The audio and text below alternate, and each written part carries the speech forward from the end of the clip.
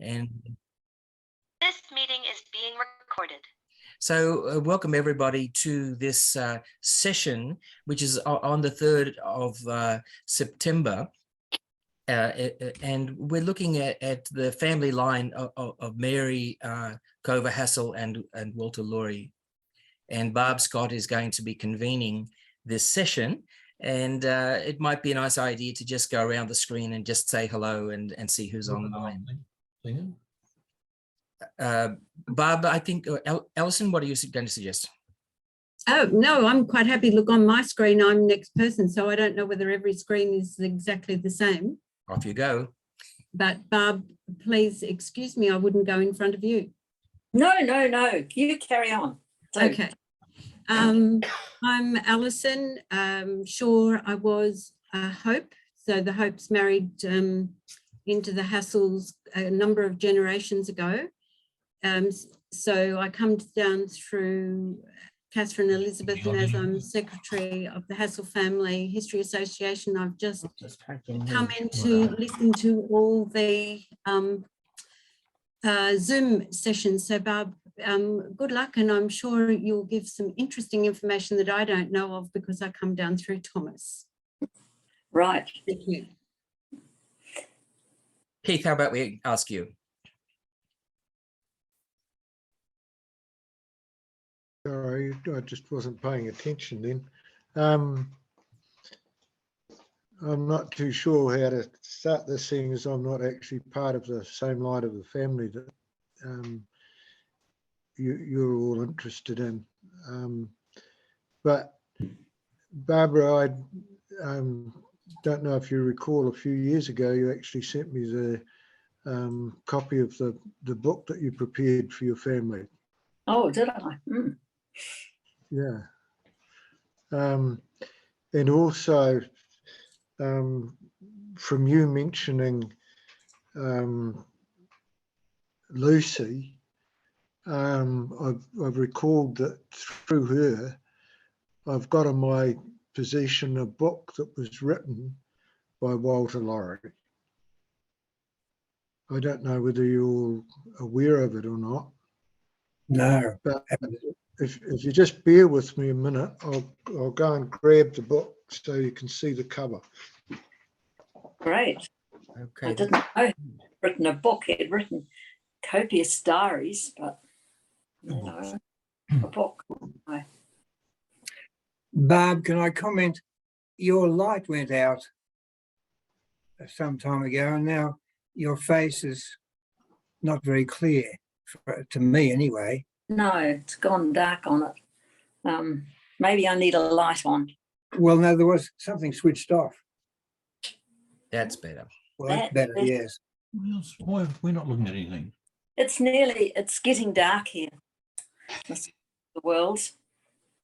That's good. We can see. We can see that you're actually there. Yes, I am. Jackie, how about we hear from you and just say hello? Where are you? And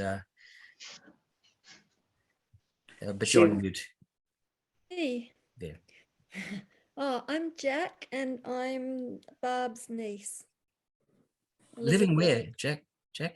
Well, I'm currently in New Zealand, Aotearoa, but I kind of Sydney's kind of my base. So yeah. Great, thanks. And it looks like Keith's still looking for that book. Now we have someone at the bottom of my screen. I don't know your name, but it says BNGIL. So I don't know your name. Can you unmute and say hello? Oh, we still can't hear you, even though you've unmuted, but we don't have any sound yet. No. Yeah, we can heard that. Just speak up. Oh no, it's gone again. No, I'm sorry. There's no sound there at the moment, but I don't know. And also we have online, we have Lawry, but we don't know your first name, and although we can't see you. We can't see, no. But maybe we can hear you. And so would you like to say hello? Hello, this is Spencer and Sue Lawry. For some reason, the microphone's working, but the video's not, don't know quite why. But yeah, we've come down from Mary Cover Hassall and Walter Lawry. Hi, Via, Spencer. It's lovely to have you online. Of course, we remember you and Sue, and thanks for joining. And we'll go for James. Good afternoon or good evening, whatever the case may be. I'm coming along a little bit like Alison, more as an observer. I'm coming from the Samuel and Lucy Hassall line. And Barbara, thanks very much for allowing me to join as I'm still on the learning curve. And I should mention, the last couple of Zoom meetings, I've made the mistake by not clicking to enter via the web. So from your meeting today, I know exactly which button to push. So thank you. Excellent. As I say, I come from the Samuel and Lucy Hassall line. I'm a 6th generation of Samuel and Lucy Hassall, and my grandmother, Laura Daniel, was Nee Hassall. So that's the relation there. I live in Frenchs Forest East, which is on the northern beaches of Sydney, 18 kilometres out of downtown. I retired in 2019 after 45 years in the scientific instrument industry, spending a lot of time supplying universities and coming to New Zealand. My specific interests are in Australian history, and I find the Hassall a personal level, so I'm really enjoying. Thanks, James. And of course, James. 1 minute. Yeah. 1 minute, Graham. That should be 1 minute. I've timed it. Yeah, he's practicing because he's running a session in 3 weeks' time. So well done. James, you want to say hello? Yeah, so it's great.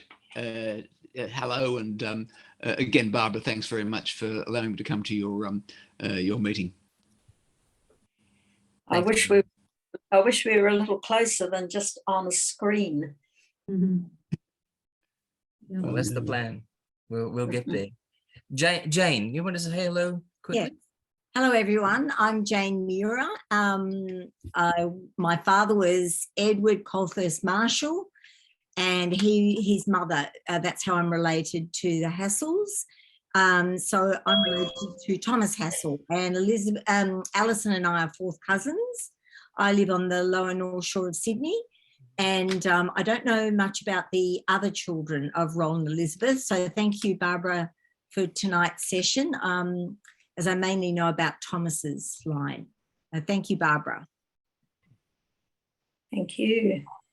Thanks, Jane. Just a few more have joined us. So we'll say hello to Lynette and tell us where you are and just a quick something about you. If you can hear us, Lynette. Maybe she can't hear us. She's looking. And Melissa's joined us as well. Melissa, if you can say hello, and we're just going around introducing. Hi, everyone. My name is Melissa. I'm part of the Hassall family, and great to join in with you. Great. Well, that's just about going around the screen. Now, some people are still working out their sound system, but you can, if you've worked out how to put your sound on and say hello, please do so. What I'm going to do now is I'm going to share my screen, and I'm going to give a very brief overview of the association and the family that we're all a part of. And then I'll hand over to Barb, and we'll have more discussion specifically on the lawry branch of the family. So I'm sharing my screen now.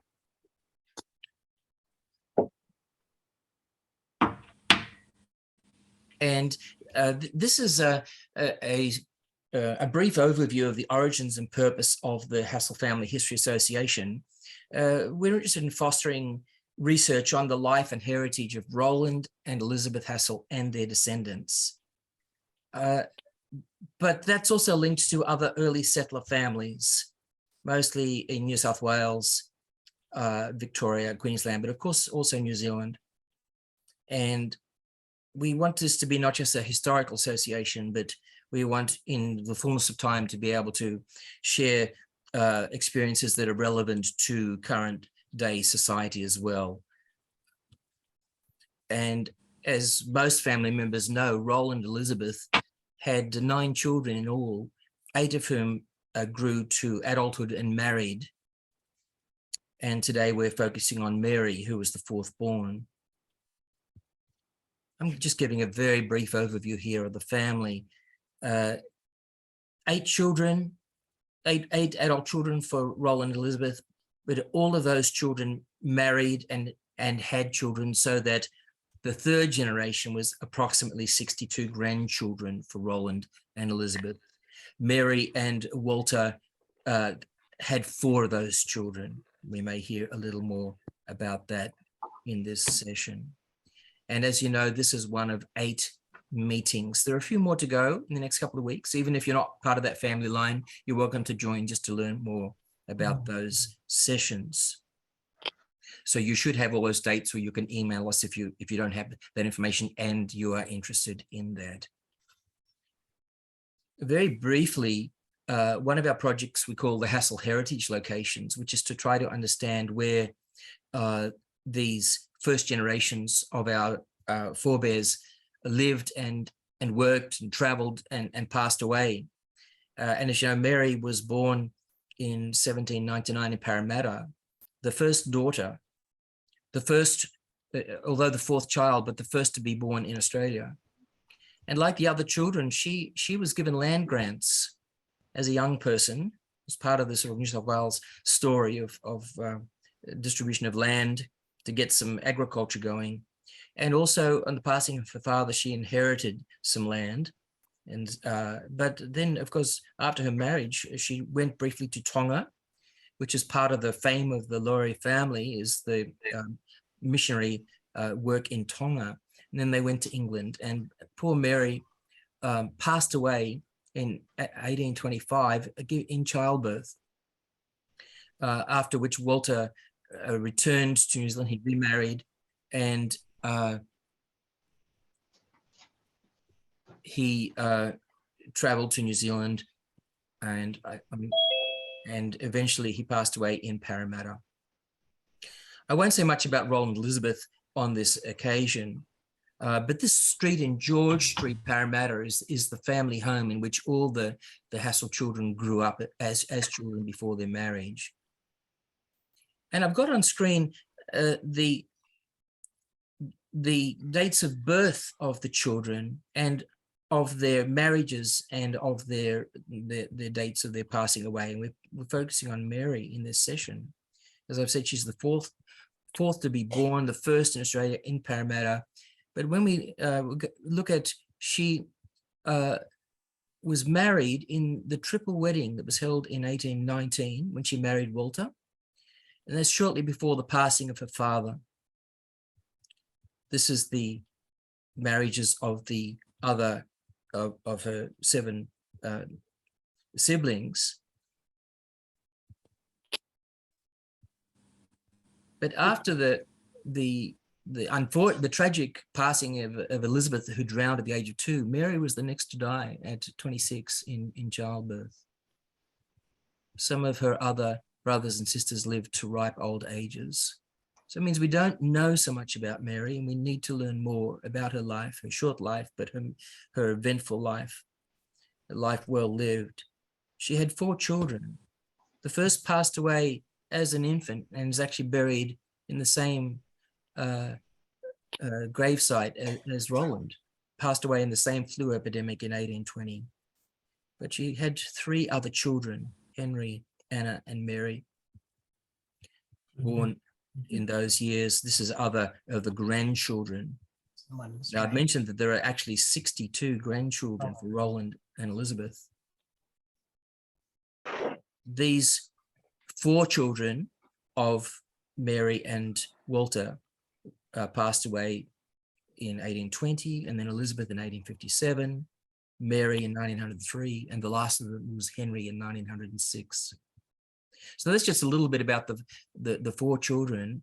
I won't go into any detail about this aspect of the association's work, but we are attempting to research and publish on our family members. We have published a few books, and we publish a regular newsletter for those who are interested in being part of this association. I just looked up, we have the National Dictionary Biography has an entry for Mary Cova-Lawry, and it says, we don't have information on this person. If you have an obituary or further biographical information, please contact us. So the family is sufficiently well known to have its entries, but often the women are overlooked when it comes to the short biographical contribution. So that's the sort of thing that we could do if we wanted to do that sort of thing. As I mentioned, we also look at the grave sites and see what condition they're in. Mary, of course, being overseas, where I don't have a picture of that or know its current condition. We also have a genealogy that we have on software. We're interested in collecting more data on the different generations. So if you're interested in that, you can contact us about that. We have a large transcription project that we're working. 8,000 pages are held by the State Library of New South Wales. There are other materials in other libraries as well, and other archives, but this is one collection that we're working on. If you're interested in this type of work, also you can become part of this type of project.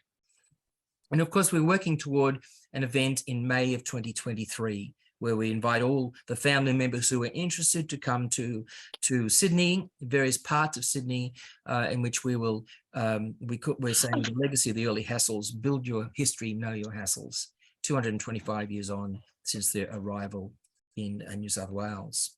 So that's the context in which we come together to learn about our shared forebears. We're part of many families. This is only one of the families, but this is the one that connects us together. And so in this session, we want to learn more about the family line of Mary and Walter. And that might be from that end of Mary's life, Walter's life, but also of the current generations and how they view the history, what valuable artifacts are in the family possession, photographs, diaries, letters, research. We're here to learn, we're here to share, we're here to connect. And with that brief introduction, I'm going to hand to Barb. And Barb, now it's over to you to share and to tell us what you want us to know today. Thank you, Graham. That was very interesting. And you've told a lot of things that I would have perhaps mentioned. I don't know how much you all know of Walter and Mary's story. So if I repeat things that you've heard a dozen times, I apologise. But Walter was born in Cornwall, and he was going to become a missionary quite young, and he travelled to Botany Bay on a convict ship and practiced his sermons on the convicts who were on board. And it was, he had an audience that was just, could not get away. So he was quite a character. He had plenty of personality, apparently, read a lot, wrote a lot. His diaries are interesting. I think he thought a lot about Walter and his ills and ailments and what have you. But meanwhile, he was an interesting person.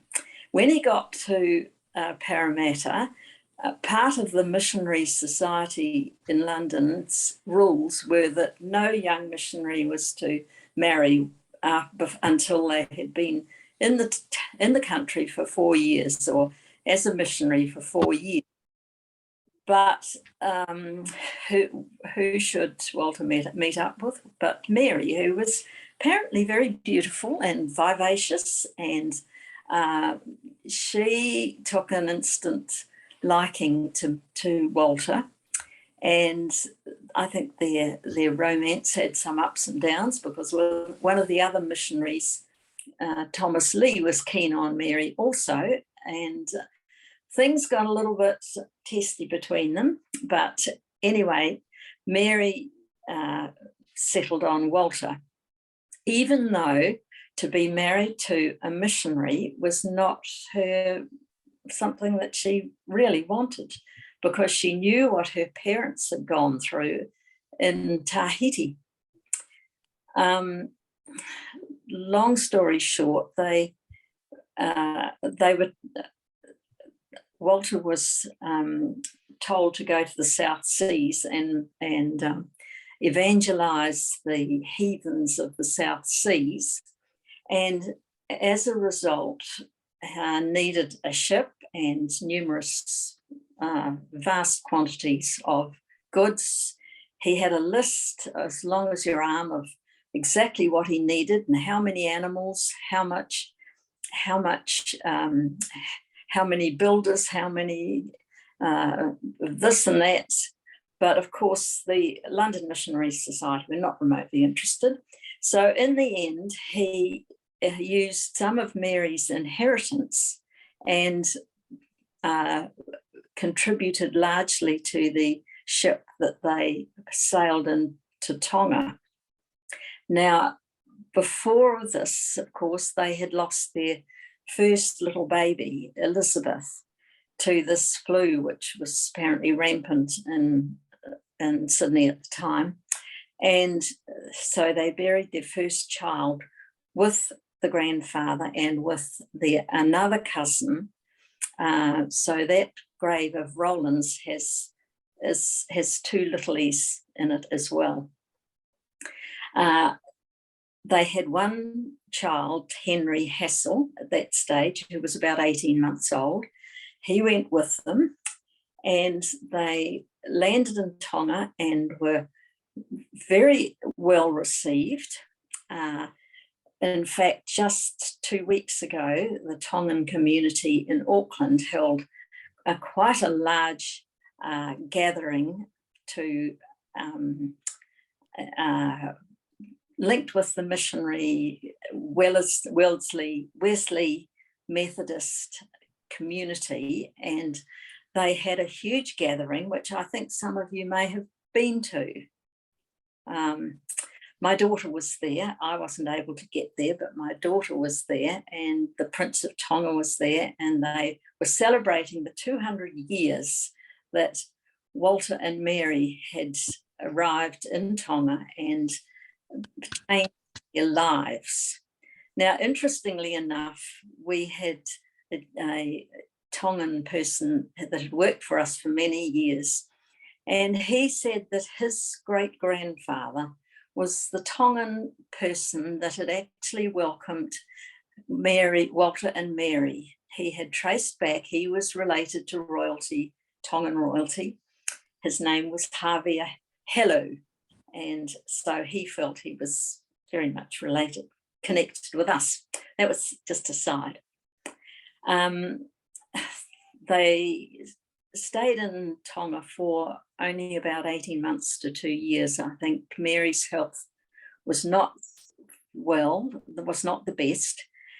And they, for various reasons, they decided, one of them being the ongoing controversy that Walter was having with the London Missionary Society. And he felt that he needed to get back and actually face them with, they were accusing him of misappropriating funds and all manner of things. And that did not sit very well with him at all. So he decided he needed to get back to London. Mary was unwell, so they eventually found another ship came, and they were able to return to Sydney. En route, apparently, Henry Hassall fell overboard as a 2-year-old, and one of the young Maori boys on board dived over and rescued him, and they had a very close link from then on. This is, they stayed in Sydney only a short time, got there just in time for Mary to have their next child, who they named Elizabeth Ann. And then they returned on that long, long voyage back to London and arrived there in 1825.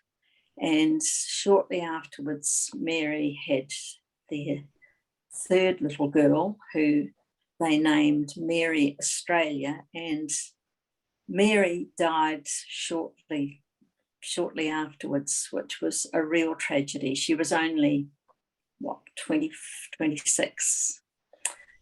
That meant there were 3 little orphans, 3 little children left, and they were pretty much brought up by their aunts and grandparent. But Henry Hassall was sent off to one of the boys' boarding schools and spent most of his schooling at a boarding school, which meant that he had very little contact with the warmth of a family and a mother. And as a result, he appears to have been a fairly shy and retiring sort of a person. He and his sisters returned to New Zealand in, I think it was 1844. Walter had remarried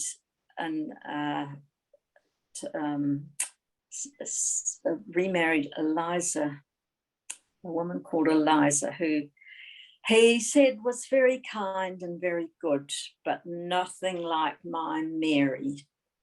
He was obviously never got over losing Mary.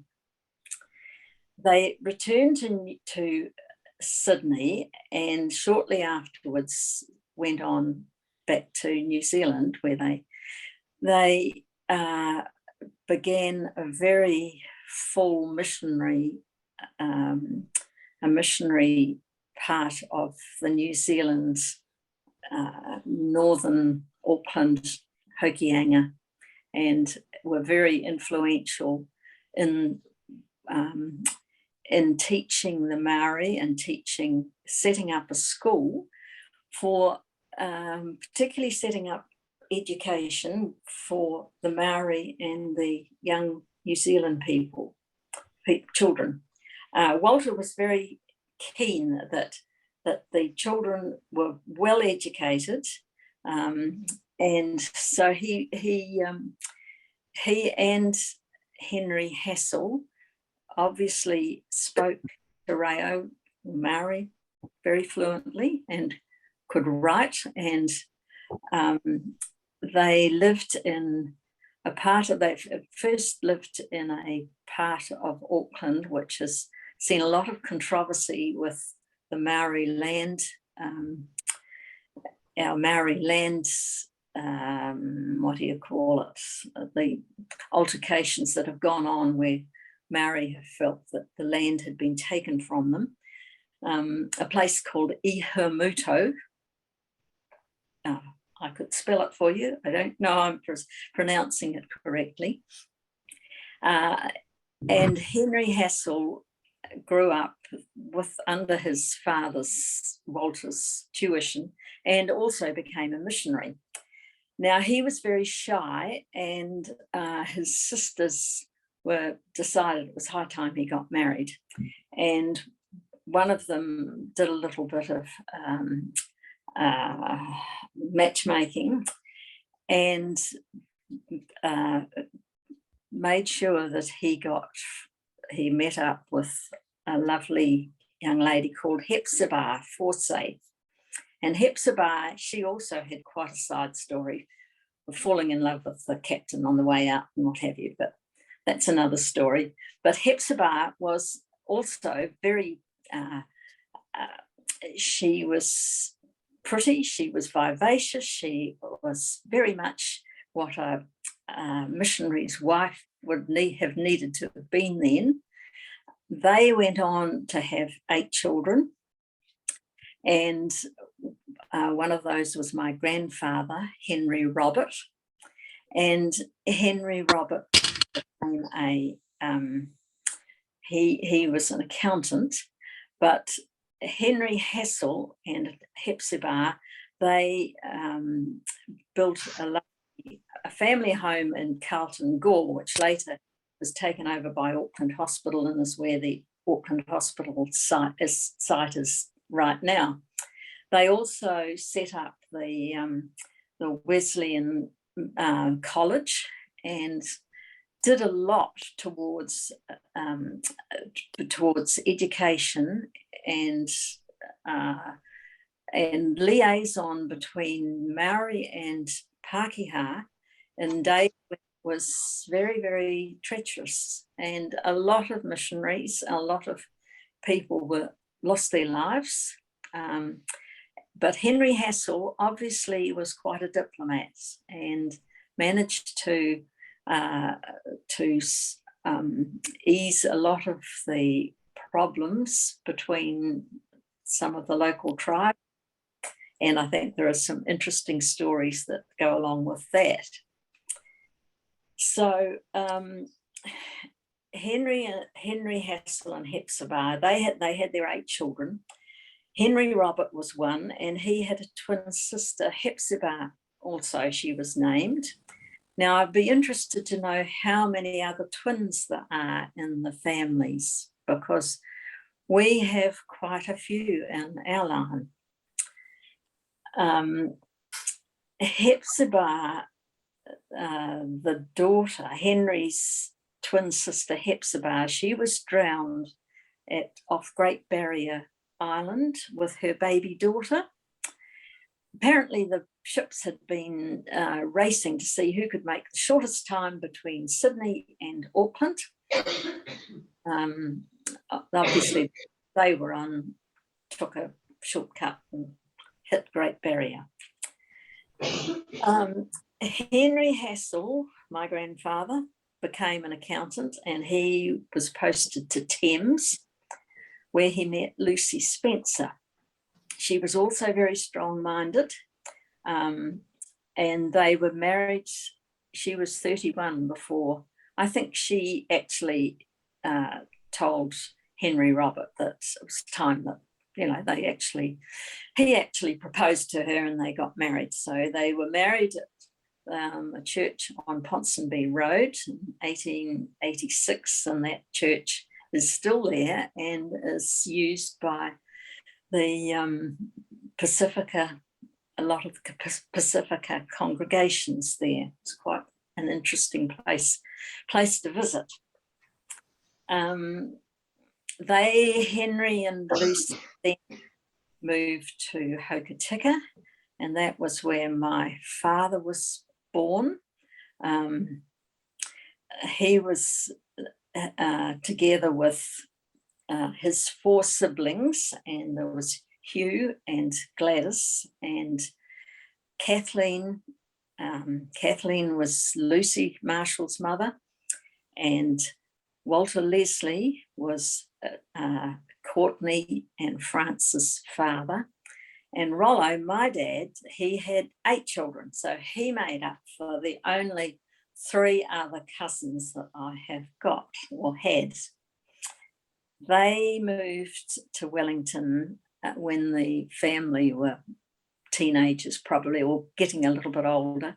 And again, there seemed to be a strong family insistence that they had good education and the ability to be taught, you know, far better than they would have been in little Hokitika, which is, you know, in those days particularly off the grid. So they moved to Wellington, and eventually they built a beautiful old house at Karaka Bay, which is still there. The boys dug out of Wellington, if you all know Wellington Hills, and apparently the boys dug out the tennis court and had a beautiful tennis court, bowl or croquet green, whatever you liked.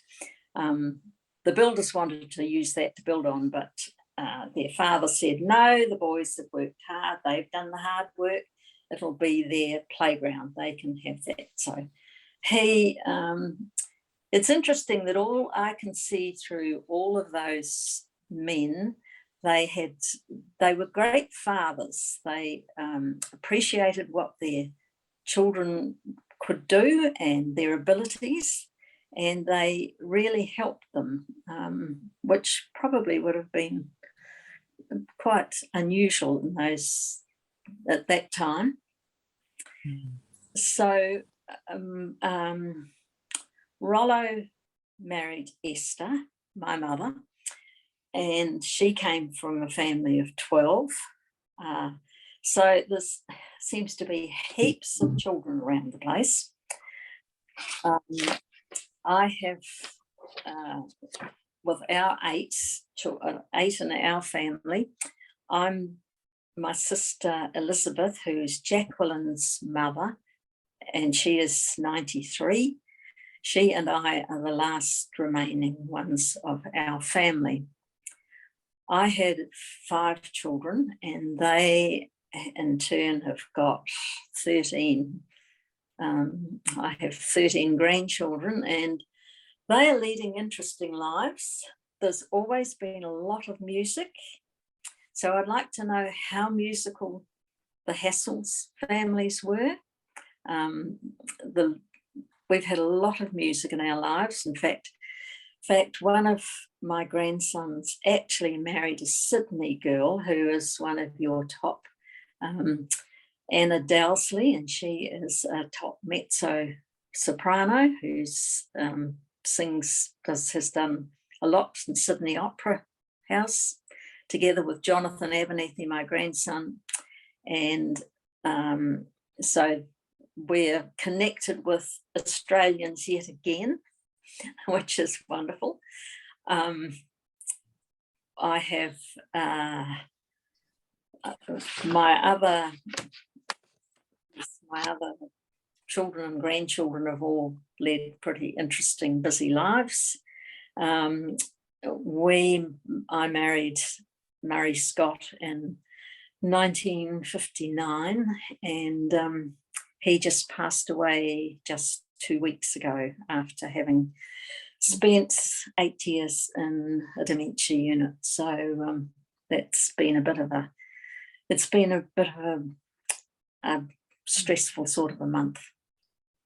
But our 5 children, I guess, we had a business where we employed a lot of Maori folk. We started off as building, and then we went into precast concrete, and from then went into some subdivisions, and then some plastics recycling, which was interesting. But my husband was about 20 years ahead of his time, and it was not regarded as particularly important in 1980. So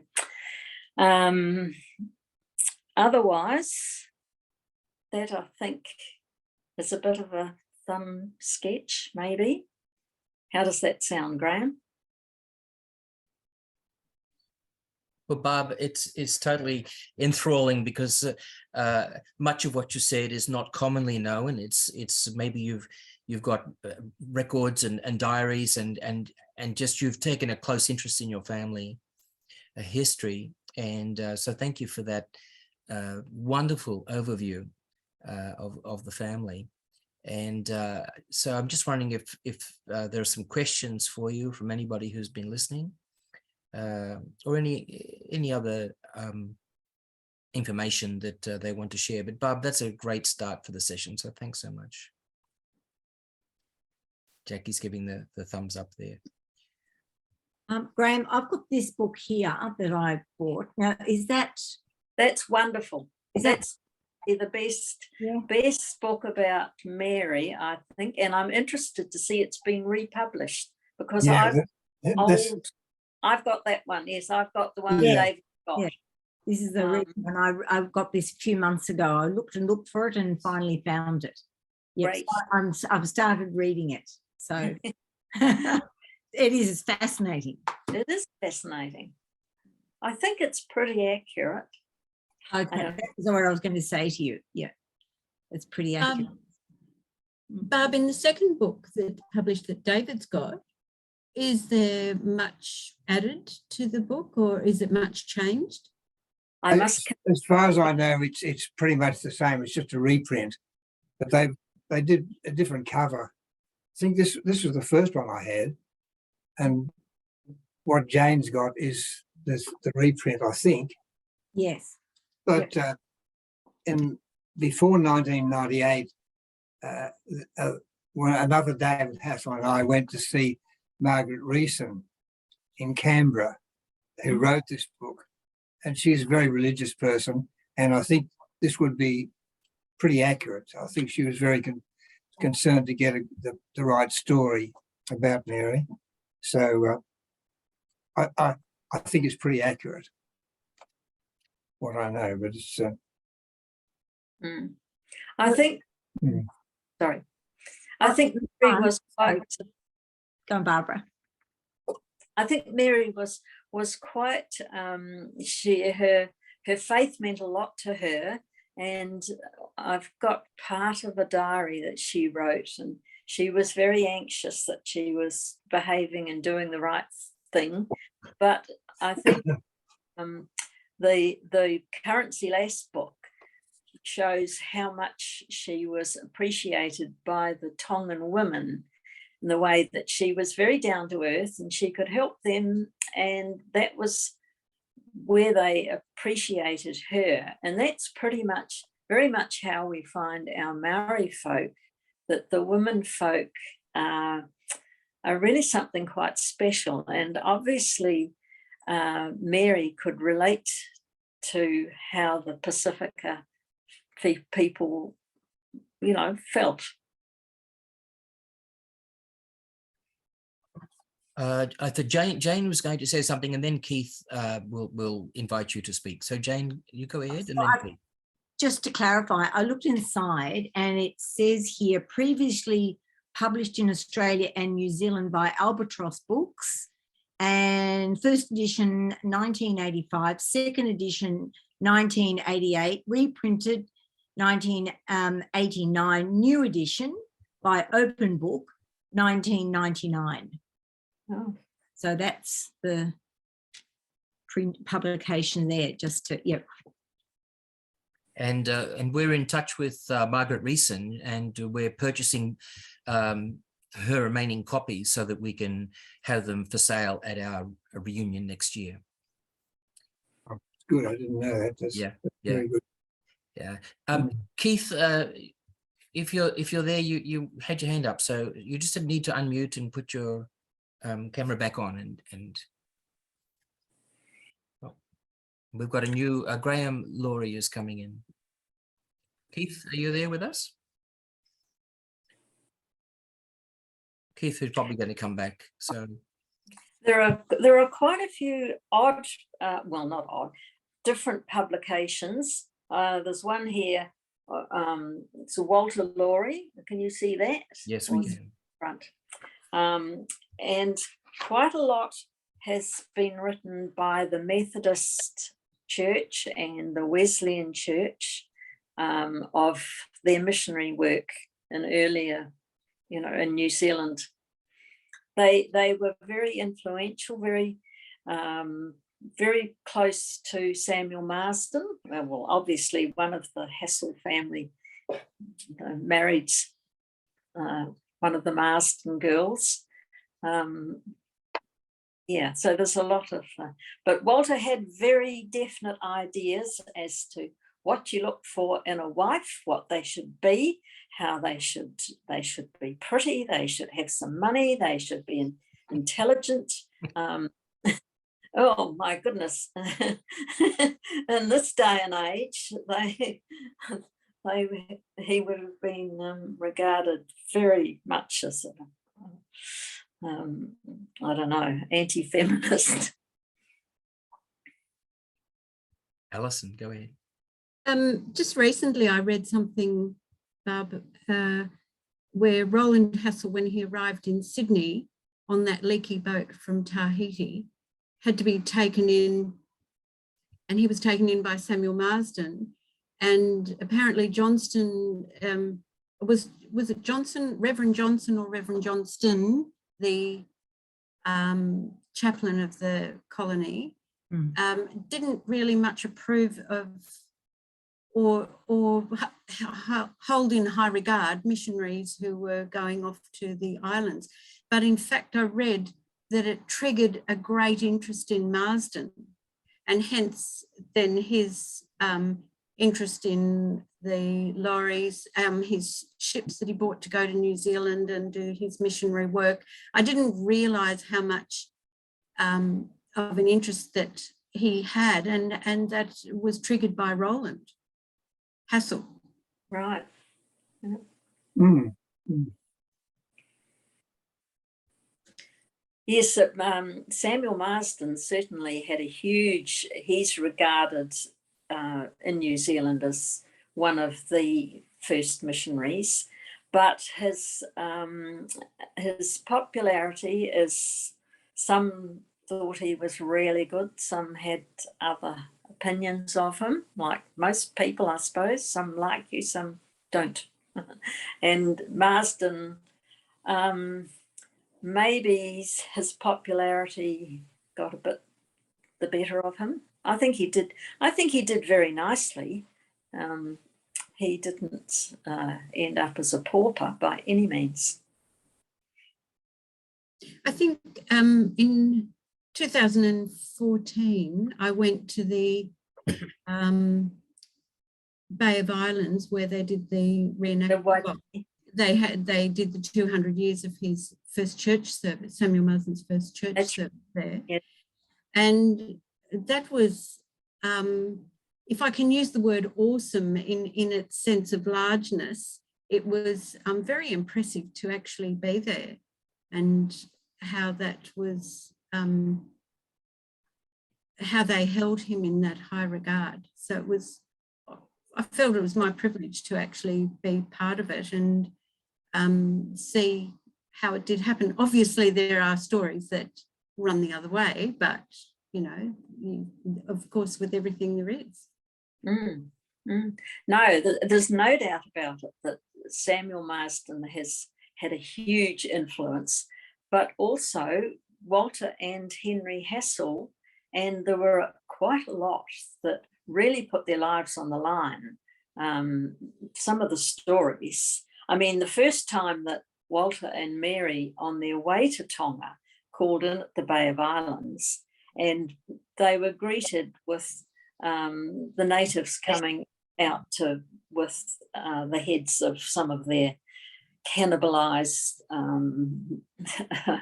enemies on poles, and you could buy one if you wanted to take it home as a souvenir. So that was pretty scary for them to, you know, to come with an English girl to come out having had probably a fairly nice existence in England and come to this wild country with absolute nothing there, expecting that there would be people to look after you and a reasonable house. And okay, it wouldn't be, you know, it would be interesting, but what they faced was really quite staggering. Barb, you showed one publication there, and I want to go back to that theme of publications and research. Do you know, or any of anybody else who's joined us today know, has there been a collection of all the known letters of Mary and all the known letters and diaries of Walter in a collection? Not that I know of, but I don't know whether any of Lucy's family, who I don't know personally, whether they have anything. I've got Walter's diary, or part of it, which is just on foolscap paper typed, and a few pages, half a dozen pages of Mary's diary. Yeah, nothing very much at all. But apparently there's a later diary of Walter's, of his later travels. That's very interesting, and we can follow that up and check in catalogues. But that might also mean that there's no biography of Walter, so that he's one of these famous people, but who's not yet a subject of a biography that we can read, you know, the whole picture of his life. Right. Mary, Lucy delivered quite an interesting speech to body in Britain, and that's written in it's not in a proper book, but it's in a soft covered book, and that pretty much gives quite a pen stroke of Walter, but not really a real biography. Thank you for that. But also, just one more on this theme of research, that New Zealand-based research. We know that Lucy Marshall had devoted many years to her family research, and she had materials. But what we don't know is what happened to those materials on her passing. And if any family members can help us to find out where those materials are, and if they're safe, or if they could be copied and made available to a wider audience. So that's one of the projects we'd like to know, what happened to Lucy's wonderful research. We don't want it to be lost in the midst of time. I've got bits and pieces. I've got a couple of boxes, but they're not, they're rather random. Yeah. So I don't know whether her family have got something. I hope her family have got something more documented. Look, Graham is online as well. Graham, you haven't said hello yet. We'd love to hear from you. Good evening from New Zealand.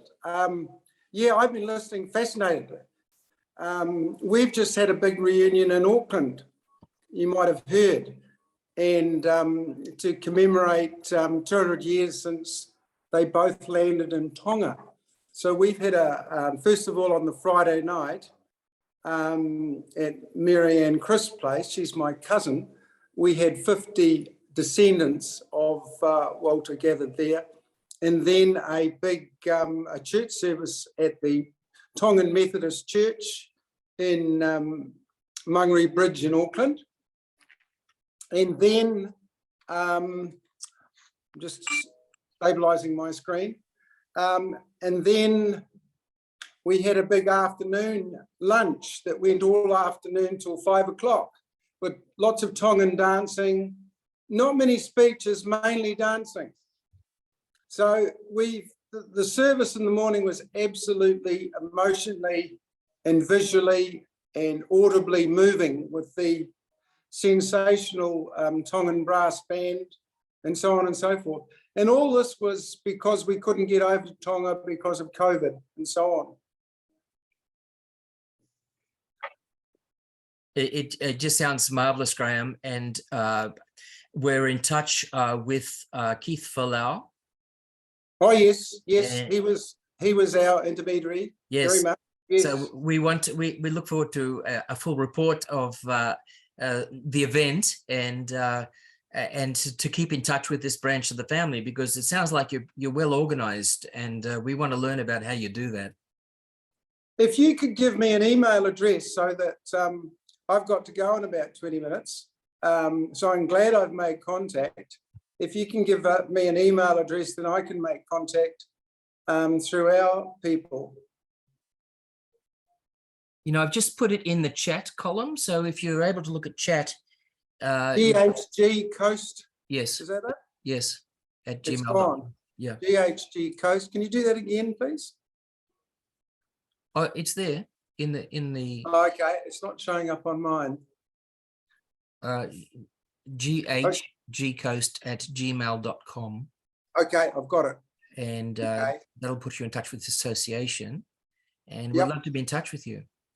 Right, because one of the themes that came out, well, especially for me and a few of the women folk, was that our lineage directly from Walter, then Henry Hassall, Josiah, and so on, we know a lot of the stories about the men, very patriarchal, but there's some marvellous women, obviously starting with Mary, and then Henry Hassall's wife, Hepzibah, and then so on. So the stories to tell there as well.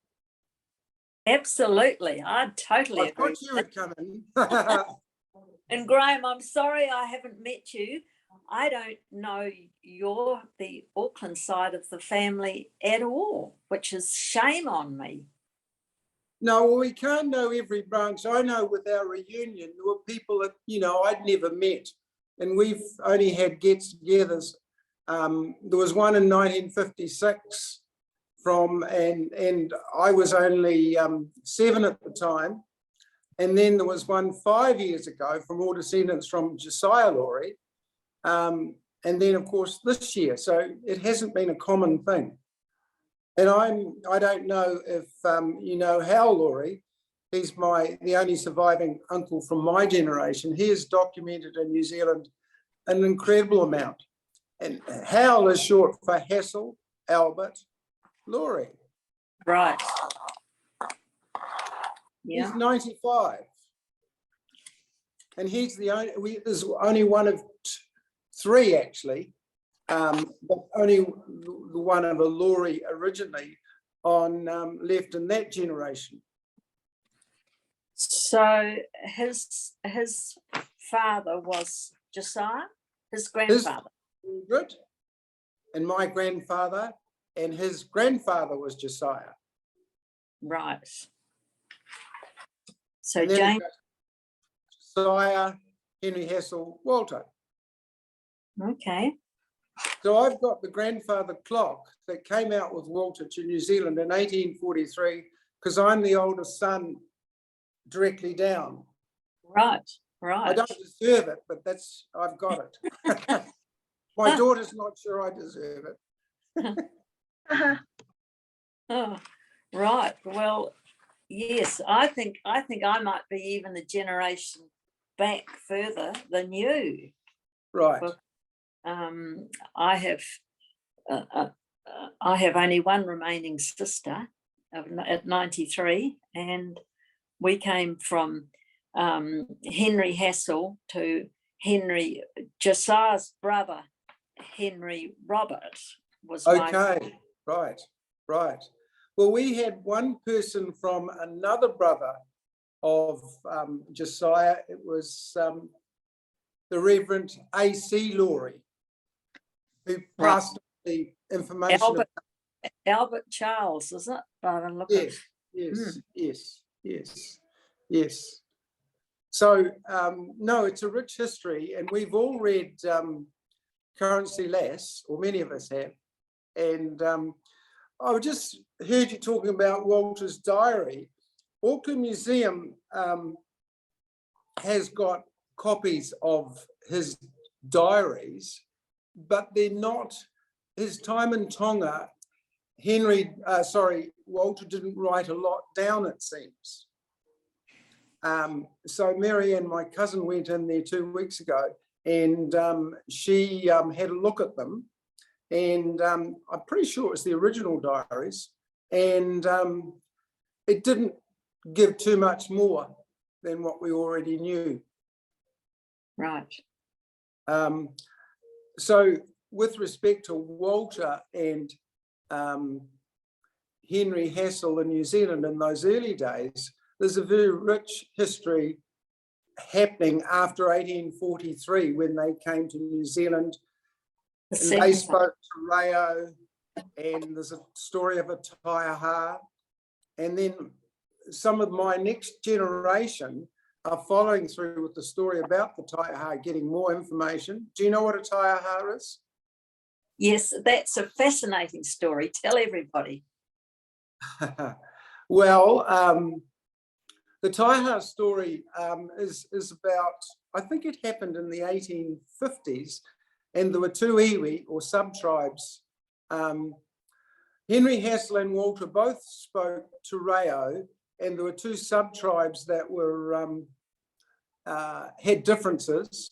And the sub-tribe that Henry was had the mission in Waima, up near the Hokianga, the chief of that sub-tribe came to him and said, look, we're outnumbered 2 to 1, and we're going to get slaughtered. And they got together and they thought about it for a while. So instead of they came up with the idea of doing a peace dance or a peace haka. And this had never been done before. So that's what they did. And it was more of a dance than a haka.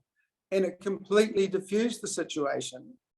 And literally a month later, the chief came and presented him with a taiaha, which has been in the family since that day. And it's recorded in New Zealand history online. There's a reasonable amount about it. But the tribe have had, they've seen it in our reunion 5 years ago, and they'd vaguely heard of it. So that, you know, it's quite a big deal. And then I heard you talking about the Bay of Islands when they called in, and you heard that what happened there, didn't you, with the Maori captive that they got presented with? There's another marvellous story there, which has grown legs in the last few years too, as we found out more. So look, they're all marvellous stories, aren't they? And they're all part of our combined history, because he went back and he died in Parramatta, as I understand it. Yeah. Yeah. So yes, we're looking at next year going a year late to Tonga. Keith Weiler is he's keeping the pressure on us. So is there not a something at Waitangi in November? No, in November, the Methodist Church, the Tongan Methodist Church, I think it'll be at Mangere Bridge, where the meeting was on the 20th of August. And I think that's where I suspect, I'm not entirely sure of that, but as far as I know, that will be the case.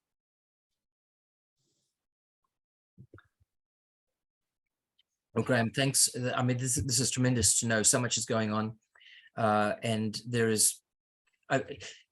If somebody is helping to keep track of where the original manuscripts are, what's been published, that'd be a great help. I know there's a lot published that has references to Walter. The work of Henry, I'm learning about for the first time, but there's just so much to explore there. It's quite daunting. But also, I saw that David had his hand up, so you had a comment there. Couple of things, Graham. With regard to this book, the writer says in the front of the book that a fully referenced version of this manuscript is available at St Mark's Library in Canberra and the Women's Archives at ANU. So it could be an interesting job for somebody to go and look at all those references, because this was thoroughly researched, this book, and maybe we might get some more information from that. And I just wanted to mention also how Graham Lawry mentioned Hal Lawry. Didn't you? You say, Yes, I did. I just pricked up my ears. You said he was 97 years of age? 95. How? What? 95 years old. All right. Because I met him and his wife. They came to Sydney in the 90s. Right. And I went with him to see the descendant of another missionary in the city. Someone descended from, I think it's Bicknell, one of the other missionaries.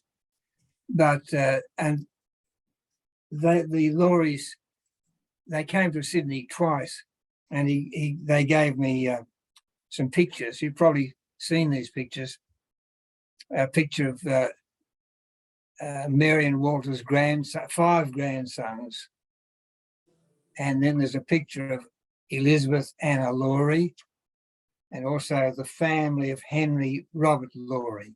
These are all pictures that were given to me by Hal and his wife. So Okay. I just was interested to hear what you said there. Yes, he's an encyclopedia of information. He's sharp as a tack. Is that right?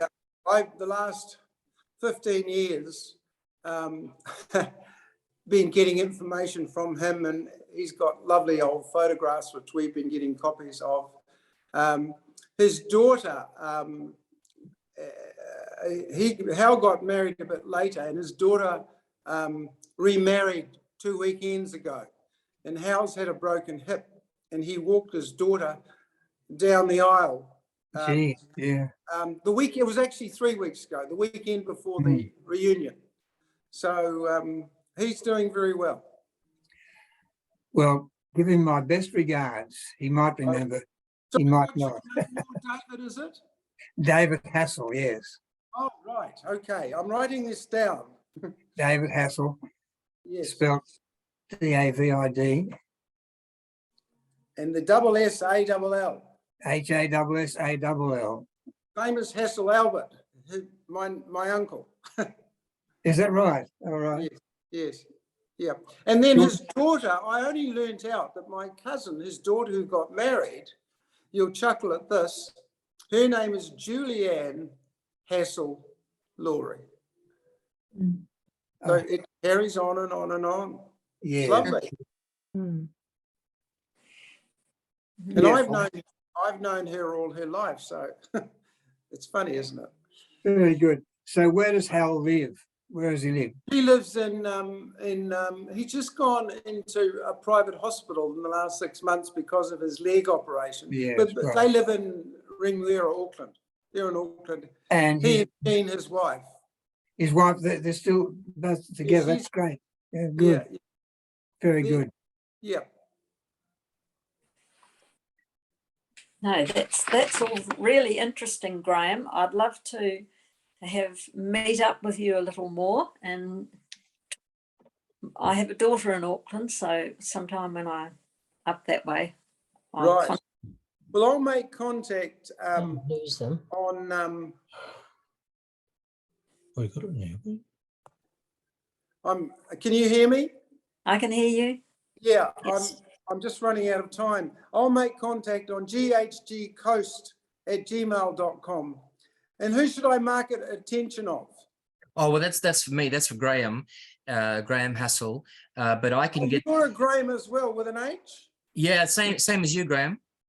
Yeah, right. We're on the same team, and I can get that to Barb. Right. So I'm in touch with her, and it'd be Good. lovely to be in touch with you. You mentioned you're running out of time for today. I think you also are a great repository of family knowledge, the way you and interest, the way you've been speaking. So I'm trying to, get hold of it while Hal's still alive. And as you know yourself, as you get talking to different family members, there's different threads. And we just got a thread on the Taiha story as a result of the reunion, and it was a handwritten piece written about taking the Taiaha in 1941 to W. Sutherland's workplace, and he wrote a page about what a Maori elder did with the Taiaha when he got it and did the dance, and it's all handwritten, and he mentions the tribes that were involved and all that sort of thing. So it's all good stuff. excellent. Yeah. I want to check with Spencer and Sue if you want to. He's still there. Oh, Spencer and Sue sent it to me. Yeah, they're online, but so Spencer's been pretty quiet. But if you want to say something, and Yeah, we're still here. If you can hear me, all right. we can. Oh, good. Just a few things I thought we should cover. Bit random at this stage. We did go to St Austell in Cornwall at one stage and had a look for Mary Cover's gravesite, but unfortunately the site has basically been cleared of all the headstones, and some of the headstones have just been put around the side up against the fence, but Mary's was not amongst them. So we had a good look in St Austell, but couldn't find her headstone. Used as fill. Yes, I think some were used as fill for roading. Talking about the Lawry women, my father did Courtney Lawry did quite a lot of research on the Lawry men, but just before he died, he asked my wife Sue if she would do some research on the Lawry women, and she's done quite a lot on that, particularly Hepzibah Forsyth. Another item, Lawry did write 2 books on his visits to the Fiji and the Friendly Islands. There's a first missionary journey in one book and a second missionary journey in a second book, and we've got copies of those. Regarding Lucy Marshall's papers, Lucy Marshall died, but before she died, one of her daughters went to live with her, and the daughters remained living in the house. So they didn't have to shift all of Lucy Marshall's papers out of the house to goodness knows where. They are still in Lucy Marshall's house. Thank you. Thank you. The only other thing I do have, I think, from my reading of Currency Lass, I understand that Margaret Reason said her research came mainly from the journals of Walter and Mary Lawry, which are held at the Mitchell Library. So I don't know whether that's right or not. That's my understanding. She used those materials. We know those materials.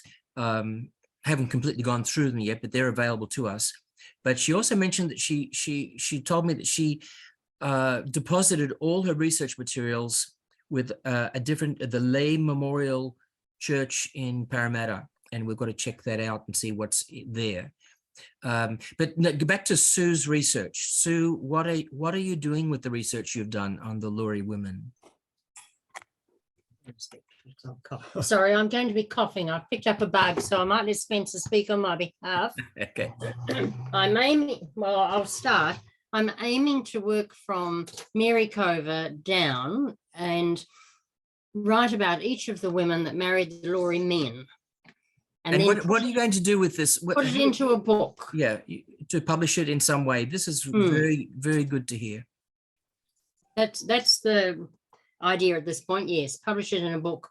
We were originally just going to do it for our family, but there's obviously wider interest. For sure. For sure. And it's just what sort of publishing model. See, when we have these conversations with all the family members, everybody's got some valuable contribution to make. And it builds into this wonderful mosaic, which is quite a large mosaic, of tapestry, if you like, whatever you want to call it. And everybody's got a little bit of the picture and the understanding of this family. So each part, often people say, oh, I only know a little bit, or I only have got a few photos, or I've got 1 or 2 stories, but it's bringing them together gives us the potential to put together the story of this wonderful family and the contributions. It's not for an Australian family or a New Zealand family. It's more like an Antipodean family, or, South Pacific family, because of the connections to Tonga and Fiji and all parts of South Pacific, in addition to the old connections in the UK. So, it's the more we speak to people, the more we see the potential to continue to grow our understanding. We have these themes of strong women, pioneering spirit, tragedy as well as triumph, pure intent in what these people contributed to their society, which continues down to the present day. And there was also this mention of creativity in the arts and music that Barb started off with. We find that there are quite a few musicians in the family, or creative people. We've got painters, we've got performers, but they don't know it. They don't know that they're all part of they're all just doing their own thing. But we find that they're out there making major contributions to the arts as well as other disciplines. And it gets more and more exciting the more we learn. Look, I'll have to leave you now, but look, it's been marvellous catching up with you, catching up with the descendants, and we'll meet again someday, and I'll send you a Gmail. So thank you, Graham. Bye now. Lovely to meet you. Thank you. Bye. Bye-bye. Bye, Graham. Bye. Now, I see Alistair's still online, but Alistair doesn't have a sound, but you may want to chat something that everybody can read in the chat. And I want to check if, Melissa, if you've got any questions or comments from your end as well. And before we finish the session, if there's we've got to think also, what is the future of this type of connecting to the family? I'm hoping we can do it again and get more online and have some more stories told and some more sharing of what's been published or what research needs to be done. So Barb, you may have some thoughts on what the future holds for this family line grouping. Well, I find that a lot of my older grandsons are really getting very, very intrigued. One of them's been in Britain for a couple of years, and he happened to be at a little place called Nossington, and that's where one of the women was lived. It was, I'm not sure, it was Lucy. Yes, Lucy was born there, lived there, and I have got a box, a big box, or not really a box, but of birds that have been stuffed native birds, which were done by Walter Lawry Buller, who's a very world famous. She's written and photographed our New Zealand native birds. Has very, very well done, and he was named. His father was very much an admirer of Walter Lawry, and named his son after him, Walter Lawry Buller.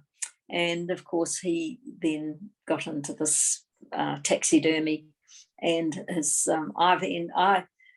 my grandmother, Henry Roberts' wife, Lucy, I was the youngest grandchild, and somehow or other, I always used to admire these birds on the wall, and they were bequeathed to me, which was amazing. So there are now, I think they were done in 1895, and they're as good as you wouldn't know that they weren't virtually something that's been done last month. Plus the book is quite I don't know whether any of you have seen his book of birds. It's quite a famous, quite famous, but it was must have been given to Henry Roberts as a wedding present. So that's, but I'm not letting that out of my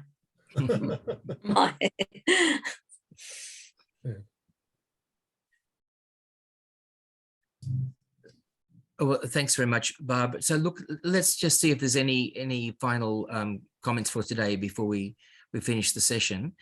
I want to thank Barb for running the session. And now you've been a vital link between the family and the association, and we want to build it up and learn more and become more connected. So thank you so much to you, and good health to you, Barb. And we hope that we can have some more of these sessions, maybe in the new year. Yeah, that sounds good. And so not coinciding with one of the birthdays of your many grandchildren or something like that. It's tricky. No, well, when some of them are doing an opera at Sydney Opera House, as they have done, I'll come and visit you there. Okay. All right. And just 2 hours from now, we are going to start another session that Alison will convene, and that will be on Thomas Hassall and Anne, the daughter of Samuel Marsden. And that will be in 2 hours from now. So we might have to take a break now. Everybody can have their meal. And for those who want to come back online and learn about that line, that'll be on this evening. Just wondering, Graham, is Keith still there? He was going to find a book to show us. That's true. You know, he waved at me, and I thought he waved because he wanted to share, and I invited him, but then he dropped off. So he must have been waving goodbye. Ah, okay. That's a pity, but we'll hopefully we can get back to that. Well, it's been lovely to meet up with you all, and I think I did meet one or two of you a couple of years ago at one of your Hassall family meetings. Yes, it was about 2016, 17, something like that. Something like that. Over, and Barb took the trouble to come over to the Sydney meeting, and that's where we first met, and we've been in touch ever since, intermittently, and Good excuse. Yeah. part of look the fruit of next that. So I hope you can come over again, or invite us all over to New Zealand Absolutely. on a yes. very cheap ticket somehow that we can all. You'll be lucky, but no, that's been lovely to meet you all, and thank you all for joining. Thank you. Thank you. Yes, thank you Very very much. interesting. Thanks, Graham. I'll see some of you at 7:30. Yeah, it's 7:30. Yeah. Bye. Thanks very Thanks much. again. Bob. See you. Bye. Bye. Bye. Bye.